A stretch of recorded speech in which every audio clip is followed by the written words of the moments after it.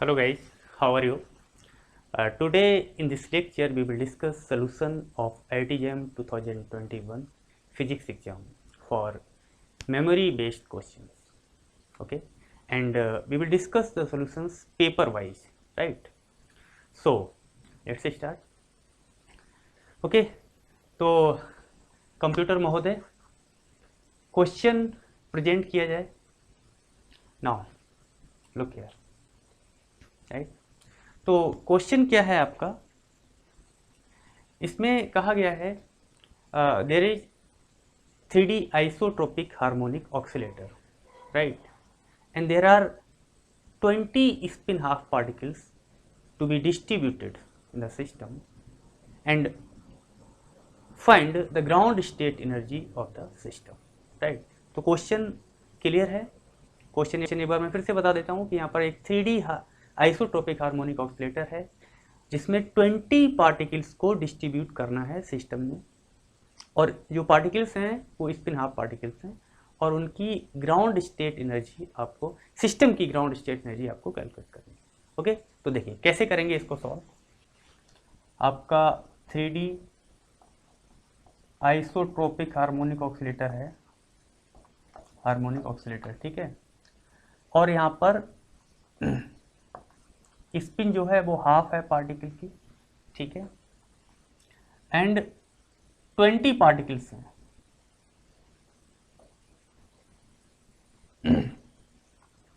ठीक है, और ग्राउंड स्टेट एनर्जी आपको फाइंड आउट करना है, ground state energy of system.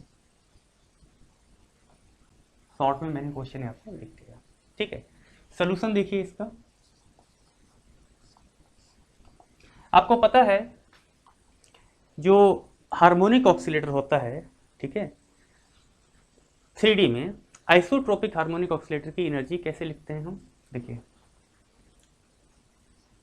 जो एनर्जी लिखी जाती है वो क्या होती है, n+3/2 H क्रॉस ओमेगा. ये 3D आइसोट्रोपिक हार्मोनिक ऑक्सीलेटर के लिए है, और इसको आप ऐसे भी लिख सकते हैं nx plus ny plus nz plus 3/2 H cross omega. यानी कि ये जो n है आपकी, that means n equals to nx plus ny plus nz, ठीक है. ये क्या है, ये स्टेट्स को रिप्रेजेंट करता है, nx along the x axis, along y axis and along z axis, क्योंकि ये 3D का केस है, राइट. अब ये जो एनर्जी लिखी जाती है ये किसी सिंगल पार्टिकल के लिए एनर्जी है, ठीक है. आइसोट्रोपिक हार्मोनिक ऑक्सीलेटर के केस में किसी सिंगल पार्टिकल के लिए ये एनर्जी है, किस स्टेट में, nth स्टेट में, राइट. बट यहाँ पर कितने पार्टिकल्स हैं, 20 पार्टिकल्स हैं. आपको 20 पार्टिकल्स के लिए डिस्ट्रीब्यूट करना है सिस्टम में, तो यानी कि पहले तो आपको इनको डिस्ट्रीब्यूट करना है. तो आपको ये देखना है कि कितने लेवल्स में ये पार्टिकल डिस्ट्रीब्यूट होंगे, ठीक है. और डिस्ट्रीब्यूशन कैसे करेंगे, एक लेवल में कितने पार्टिकल्स रह सकते हैं, पहले आपको ये पता करना पड़ेगा. देन टोटल कितने लेवल्स रिक्वायर्ड होंगे कि 20 पार्टिकल्स उसमें आ जाएं, राइट. और दूसरी बात ये है, ये 3D का केस है, तो यहाँ पर डिजेनरेसी भी अकर करेगी. और डिजेनरेसी क्या होती है, same energy for the different quantum states, right. यानी कि ऐसी वो स्टेट्स जिनकी एनर्जी तो सेम है बट उनकी क्वांटम नंबर से डिफरेंट होगी, ठीक है.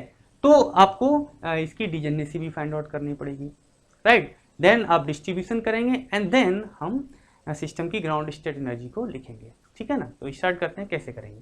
तो यहाँ पर सबसे पहले तो आप डिस्ट्रीब्यूशन देख लीजिए, ठीक है. डिस्ट्रीब्यूशन कैसे करेंगे,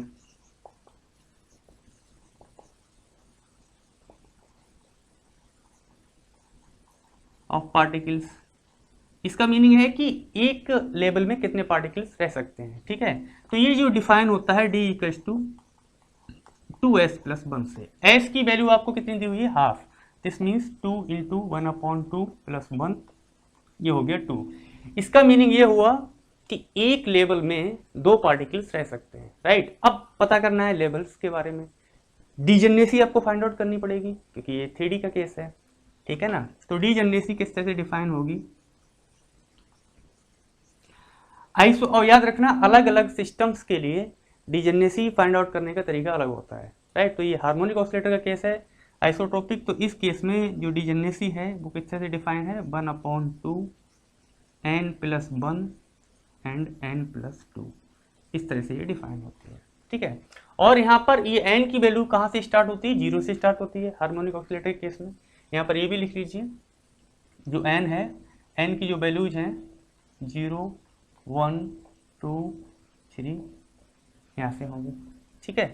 तो for n equals to 0, G0 यानी कि ग्राउंड स्टेट के केस में क्या होगा, 1/2 0+1 एंड 0+2, तो ये क्या आ गया आपका 1 आ गया। इसका मीनिंग क्या हुआ कि ये आपका नॉन डिजेनरेट लेवल है, यानी ग्राउंड स्टेट आपकी नॉन डिजेनरेट है।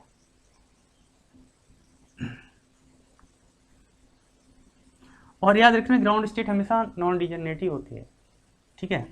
अब n इक्वल्स टू 1 के लिए, ठीक है, तो G1 ये क्या हो जाएगा, 1/2 1+1 एंड 1+2, तो ये कितना हो गया यहाँ पर 3, इसका मीनिंग 3 फोल्ड डिजेनरेट केस हो गया।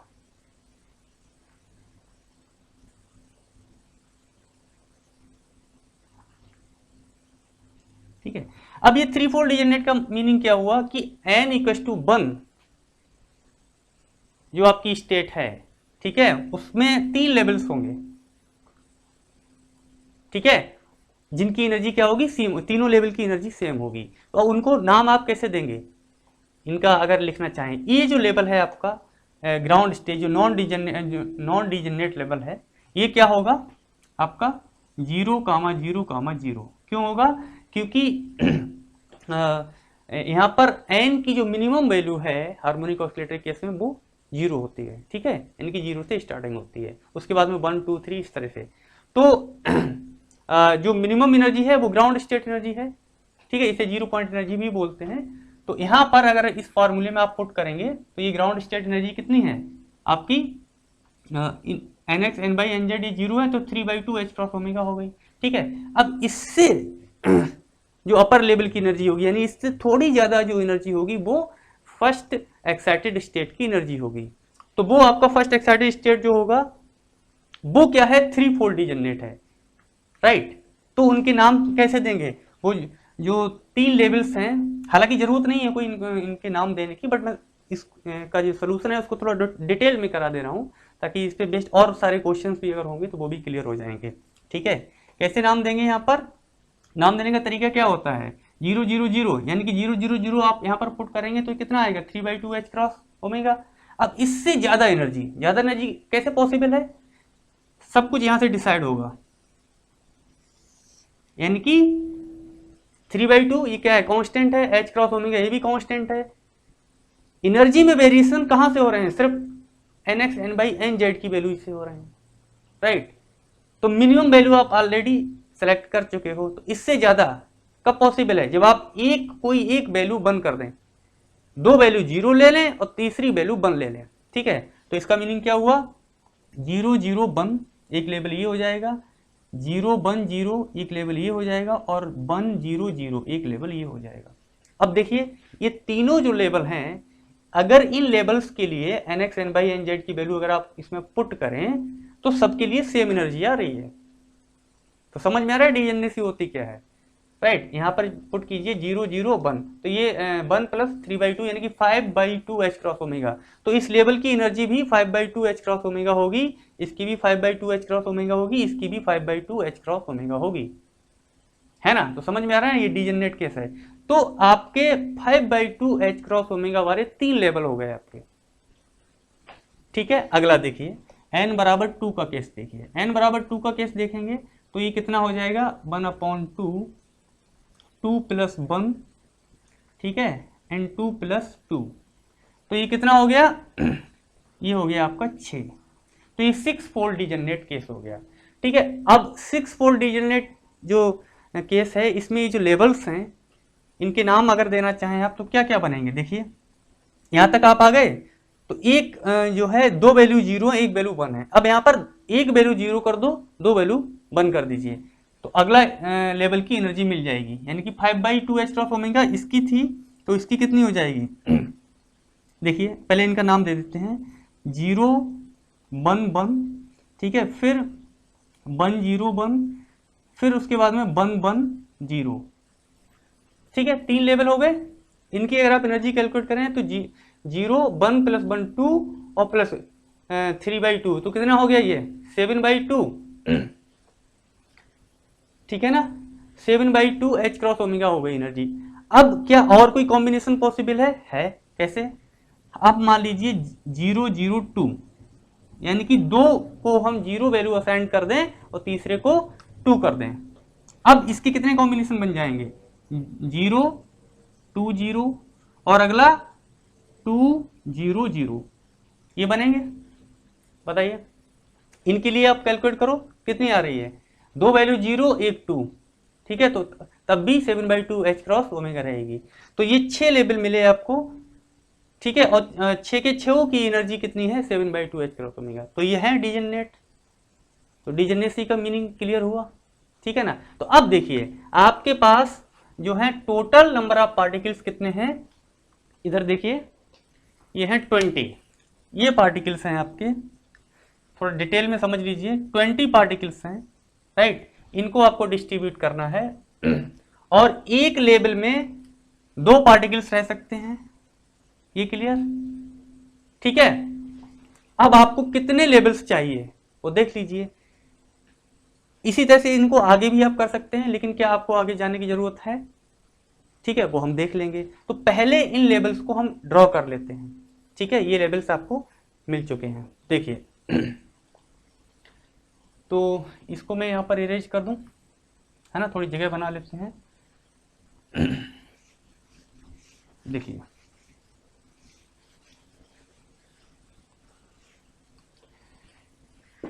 इनका डिस्ट्रीब्यूशन कैसे करेंगे। देखिए एक ये पहला लेवल है आपका n = 1, sorry n = 0 ground state level, ठीक है क्योंकि ये नॉन डिजेनरेट है। दूसरा वाला जो है n = 1, ये आपका 3-fold डिजेनरेट है। तो इसको आप इसमें ये 3 लेवल्स आप बना दीजिए इस तरह से, ये हो गया n = 1, ये आपकी फर्स्ट एक्साइटेड स्टेट हो गई, 3-fold डिजेनरेट है, ठीक, एनर्जी इनकी सेम है। और इससे अगला जो सेकंड एक्साइटेड स्टेट है यानी n = 2, ठीक है, ये क्या है आपका 6-fold डिजेनरेट है। तो यहां पर हम 6 लेवल्स यहां पर रिप्रेजेंट कर दे रहे हैं इस तरह से,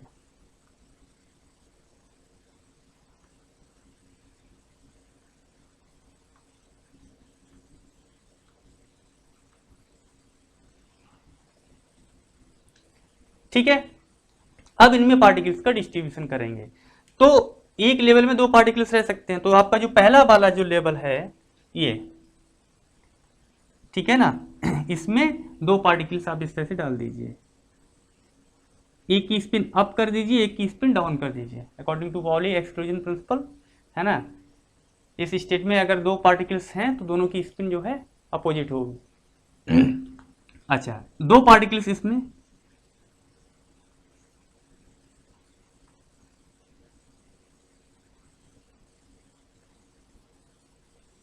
ठीक है, तो कितने 6 पार्टिकल इसमें डिस्ट्रीब्यूट हो गए, राइट। अब 2 इसमें,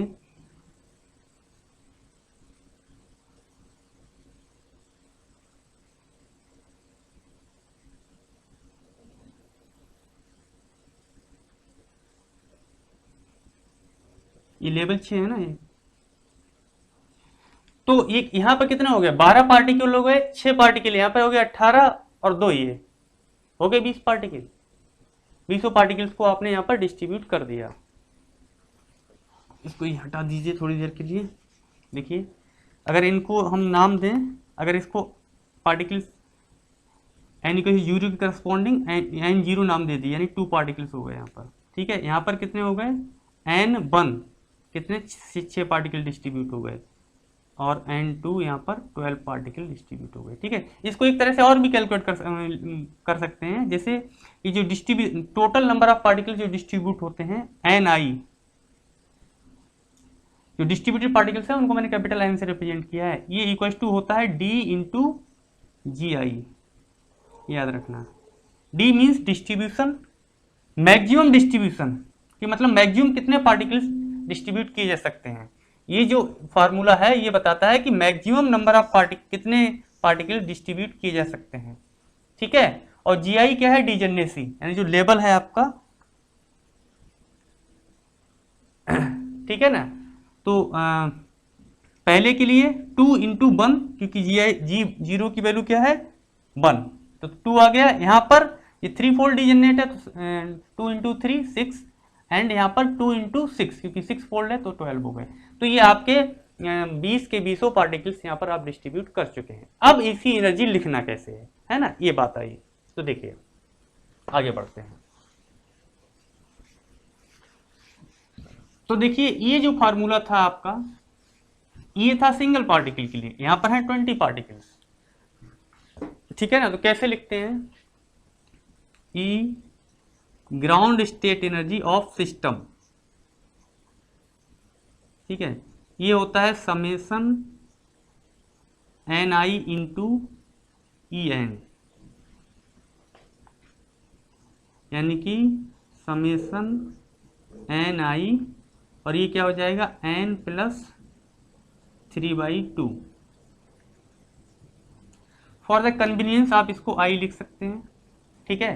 तो यहाँ पर देखिए ये क्या हो गया आपका एन जीरो, जीरो से स्टार्टिंग हो रही है ना, तो इसको भी लिख लीजिए n zero plus 3/2 h cross omega plus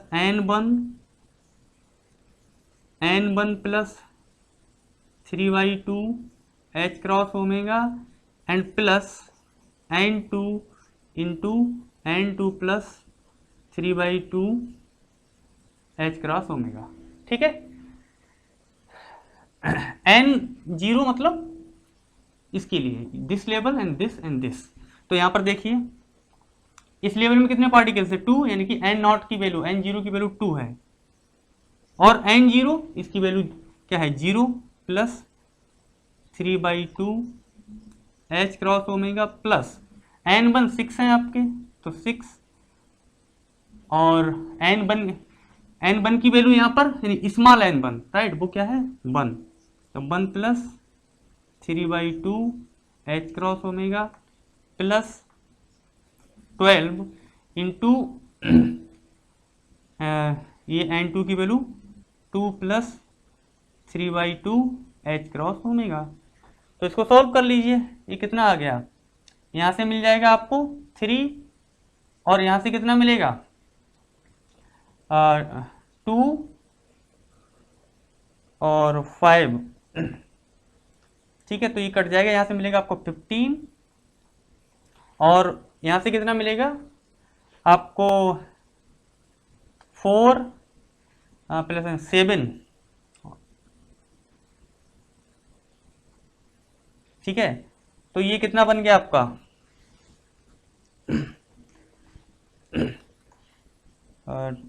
6 into H cross omega, ठीक है। तो ये होगा 18 प्लस 42 यानी कि 60 एच क्रॉस ओमेगा आ जाएगा, ठीक है। ये हो गई आपकी ground state energy of the system harmonic oscillator case में, ठीक है, राइट।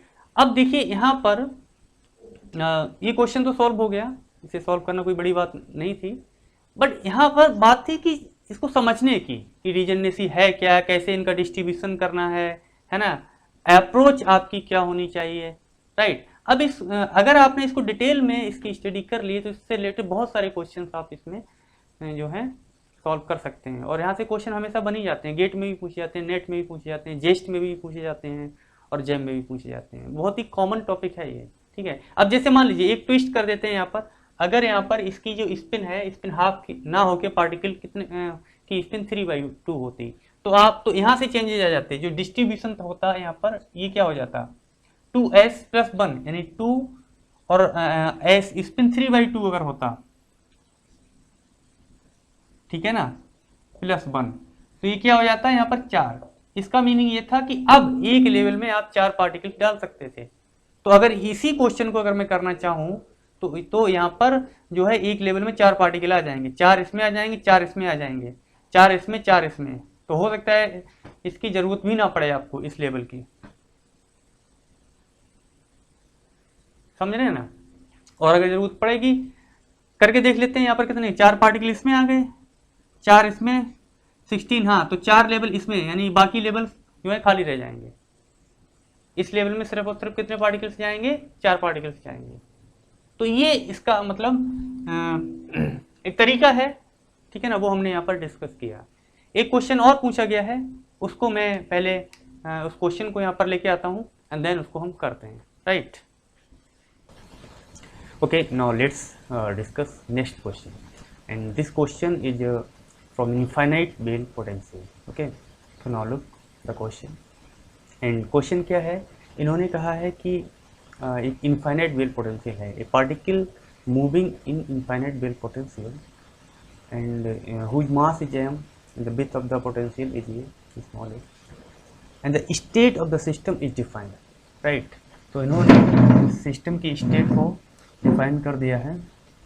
ये दिया हुआ है psi equals to 1/√3 φ1 plus √2/3 φ2। Okay, इस सिस्टम की स्टेट को इन्होंने डिफाइन कर दिया है, राइट। अब यहाँ पर कहा गया है कि find the expectation value of energy, right. तो एनर्जी की एक्सपेक्टेशन वैल्यू आपसे पूछी गई है, एंड कुछ स्टूडेंट बता रहे हैं कि इसमें अनसर्टेनिटी इन पोजीशन भी पूछा गया है, मींस डेल्टा एक्स की वैल्यू भी पूछी गई है। तो देखिए ये क्वेश्चंस मेमोरी बेस्ड क्वेश्चन है IIT-JEM 2021 के। तो जो डेटा है, जो भी डेटा प्रोवाइड किया गया है बाई स्टूडेंट्स, उसके अकॉर्डिंग मैं इसको करा रहा हूँ। कई बार मेमोरी बेस्ड क्वेश्चंस में डेटा इनसफिशिएंट होता है, राइट। तो कुछ स्टूडेंट कह रहे हैं कि इसमें expectation value of energy find out करनी है, कुछ कह रहे हैं कि अनसर्टेनिटी इन एक्स फाइंड आउट करना है इन पोजीशन, राइट। तो हम दोनों को सॉल्व कर लेते हैं, राइट। तो क्वेश्चन आप समझ गए, एक बार फिर समझ लीजिए। एक इनफाइनाइट बेल पोटेंशियल है जिसमें पार्टिकल मूव कर रहा है, और सिस्टम की जो स्टेट है उसको डिफाइन कर दिया है इस तरह से, साई इक्वल्स टू दिस।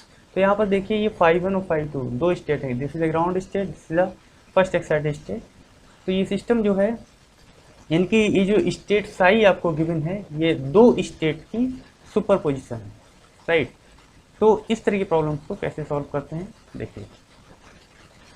यहाँ पर सबसे पहले तो आप चेक करेंगे कि आपका ये जो गिवन स्टेट है वो नॉर्मलाइज्ड है या नहीं है, राइट। तो कैसे चेक करते हैं, यहाँ पर देखिए इसके जो कोफिशिएंट्स हैं, φ1 का कोफिशिएंट ये है और ये φ2 का कोफिशिएंट ये है। इन कोफिशिएंट का स्क्वायर, इनका मॉडुलस का स्क्वायर का जो सम है वो 1 के इक्वल होना चाहिए, राइट। जो नॉर्मलाइजेशन कंडीशन है वो क्या होगी आपकी, c1 स्क्वायर प्लस c2 का स्क्वायर इक्वल्स टू 1 होना चाहिए, ठीक है। तो यहाँ से अगर आप देखें तो देखिए ये क्या हो जाएगा, 1/√3, ठीक है, इसका स्क्वायर प्लस √2/3 का स्क्वायर। तो ये क्या हो जाएगा, ये हो जाएगा 1/3 plus 2/3 equals to 1। That means ये स्टेट नॉर्मलाइज्ड है, राइट। अब क्या करना है, expectation value of energy find out करनी है। तो एक्सपेक्टेशन वैल्यू ऑफ एनर्जी कैसे फाइंड आउट करते हैं समझ लीजिए। E this is equals to summation PI and EI, ठीक है। अब PI क्या होती है, प्रोबेबिलिटी होती है of ith state, and EI energy of the ith state, ठीक है। तो यहाँ पर दो स्टेट्स हैं, तो आप इसको लिख सकते हैं E1 plus P2 E2, right. And PI ये किस तरह से डिफाइन है, PI equals to mod of CI का स्क्वायर, ith स्टेट, ठीक है।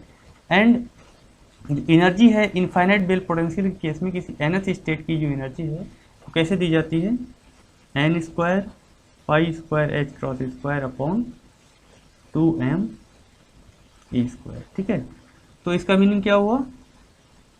सो E1 की वैल्यू कितनी हो जाएगी? पाई square h cross square upon 2m a square, and E2 की वैल्यू कितनी हो जाएगी? 4 pi square h cross square upon 2m a square, यही हो जाएगी। क्लियर? और P1 आपका क्या हो जाएगा? 1/3, एंड P2 क्या हो जाएगा? 2/3। Right? So expectation value of energy ये क्या हो जाएगा आपका? देखिए यहाँ से 1/3 into pi square h cross square upon 2m a square plus 2/3 into 4 pi square h cross square upon 2m a square. तो यहाँ से ये कॉमन ले लीजिए ये term, pi square h cross square upon 2m a square common ले लीजिए। तो यहाँ से क्या बचेगा? 1/3 प्लस 4 2 जा 8, 8/3। ये कितना हो गया? 9/3 यानी कि 3। तो दिस मीन्स ये हो जाएगा आपका 3 pi square h cross square upon 2m a square. ये आपकी एक्सपेक्टेशन वैल्यू आ गई। राइट? जो पूछा गया है। ठीक, तो हो गया ये। अब चलिए अनसर्टेनिटी इन पोजीशन ये भी फाइंड आउट कर लेते हैं। तो कैसे फाइंड आउट करेंगे? देखिए वैसे तो पहले ही समझिए डेल्टा एक्स फाइंड कैसे करते हैं। ठीक है, यहाँ पर मैं स्पेस बना लेता हूँ। देखिए डेल्टा एक्स जो डिफाइन है ये होगा अंडर रूट एक्स स्क्वायर की एक्सपेक्टेशन वैल्यू माइनस एक्स की एक्सपेक्टेशन वैल्यू का स्क्वायर। इसे स्टैंडर्ड डेविएशन बोलते हैं। राइट? यानी डेल्टा एक्स अगर आपको फाइंड आउट करना है तो एक्स स्क्वायर की expectation value, right, minus x की एक्सपेक्टेशन वैल्यू का स्क्वायर का अंडर रूट। राइट? अब ये एक्स की एक्सपेक्टेशन वैल्यू फाइंड आउट करते कैसे हैं? देखिए integral psi star x cap into Sai into d x. ठीक है, एंड एक्स स्क्वायर की कैसे फाइंड आउट करेंगे? ये हो जाएगा integral psi star x cap का square psi into d x. ठीक है, तो ये वैल्यूज आप यहाँ से फाइंड आउट करेंगे और यहाँ पर पुट करेंगे। राइट? तो आपको डेल्टा एक्स की वैल्यू मिल जाएगी। बट ये जो इंटीग्रल सॉल्व करना, ये कैलकुलेशंस थोड़ी टीडियस है होगी, मतलब थोड़ा लेंथी पड़ेगा इससे। अगर आप सॉल्व करेंगे सॉल्व हो जाएगा। दूसरी बात यह है कि यहाँ पर ये 5 1 5 2 के फॉर्म में लिखा हुआ है, तो आप इसको इसकी जो ओरिजिनल फॉर्म है infinite well potential nth state का वेव फंक्शन कैसे लिखा जाता है? Root 2/a sine n pi x upon a। ठीक है, तो यहाँ से 5 1 लिख लेंगे आप। 5 1 क्या हो जाएगा? Root 2/a sine pi x upon a, and 5 2 ये हो जाएगा root 2/a sine 2 pi x upon a। ठीक है, तो 5 1 और 5 2 की वैल्यू यहाँ पर पुट करेंगे। राइट? एंड देन इस इंटीग्रल को सॉल्व करेंगे। बट ये कैलकुलेशन जो है आपको थोड़ा लेंथी पड़ेगी। ठीक है, तो इस मेथड से सॉल्व अगर आप करते हैं तो आपका ज़्यादा टाइम जाएगा। राइट? सॉल्व हो जाएगा। ठीक है ना? तो ये कंपटीशन के टाइम के लिए इन एग्जामिनेशन हॉल अगर आप इस अप्रोच को फॉलो करेंगे तो आपका बहुत सारा टाइम कंज्यूम हो जाएगा। समझ रहे हैं? तो आप क्या करेंगे? यहाँ पर स्मार्ट मेथड यूज करते हैं। ठीक है, तो देखिए कैसे करेंगे यहाँ पर। तो इसको आप एस्केप कर दीजिए, घर पे कैलकुलेशन कर लीजिए, इसकी प्रैक्टिस के लिए ठीक है, बट एग्जाम के लिए ठीक नहीं है।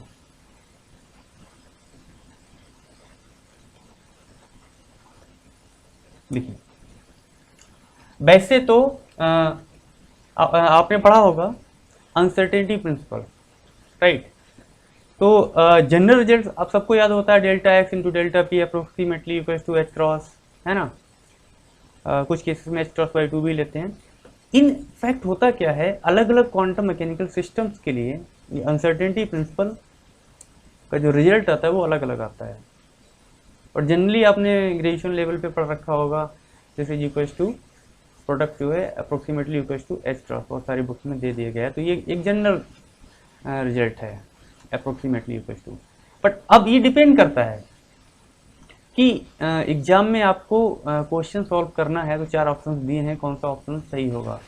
तो आप अप्रोक्सीमेशन से भी अपना result, near about result find out कर सकते हैं, अगर आपके पास टाइम नहीं है कैलकुलेशंस को, लंबी कैलकुलेशंस को करने का। तो वैसे मैं आपको बता दूं, इनफाइनाइट बेल पोटेंशियल के केस में जो होता है ये delta x into delta p, ये होता है n pi h cross under root 1/12 minus 1/2n square and pi square, ये होता है। ये दिख रहा है ठीक से, तो बड़ा करके लिखूं, है ना।